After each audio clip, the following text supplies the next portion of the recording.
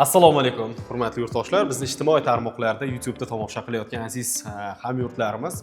Andijondamiz ayni paytda, ayni fursatda va bu yerda o'sha mashhur taniqli sariq po'lat pitssalarni Andijonda ham yangi lokatsiyasi va hozir men oldimda turgan inson Sarvar aka mana shu yerni ochayotgan rahbarlardan. Sarvar aka, assalomu alaykum.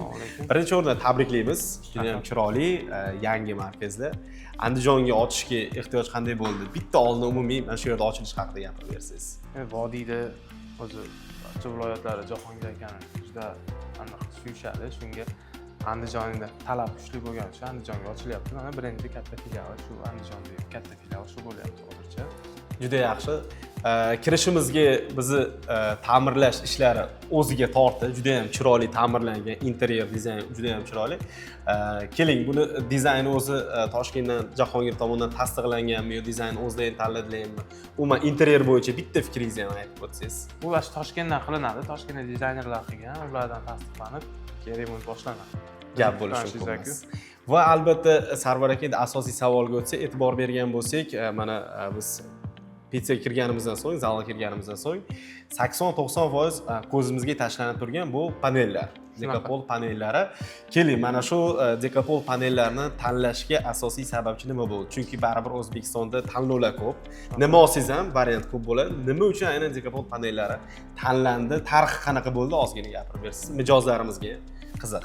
Buni tarixi bizga общественный joy bo'lgani uchun birinchi o'chirda shuni aniq qildik, безопасность bo'lish uchun shuni tanladik. Sabab bu o'tda yonmaydigan narsa. Internetda ko'rib qoldimda, keyin to'xta shundan qilamiz deb turib, shundan bo'ldi. Keyin ikkinchisi qulay, tez bo'ladi. Uchinchisi suvga chidamli. Baribir общественный joyda ko'p artlarda boshqa bo'ladi. Suvga o'ta chidamliligi uchun shuni tanladik. Xarajatlari qanaqa? O'sha haqida ham ozgina. O'rtachami, qimmatmi, arzonmi? Nechadasi bo'ladimi? Yo'q, xarajati zo'r. Yaxshigina. Yaxshi-da. Qimmat emas. Hozir mebeldan qilsak, menimcha qimmat bo'lasdi. Bundan bu ancha arzon chiqdi. O'rnatish jarayoni qanaqa kechdi? Ustalar qiynalmadimi? Ustalar boshida mana tumaloq joyiga qiylandi. Keyin o'zi bir-ikki qo'li kelgandan keyin qilib ketishdi. Birinchi marta qilishdi ustalarni. Boshida qiylandi, keyin qilib ketishdi. Sarvar aka oxirgi paytda ommalashyapti.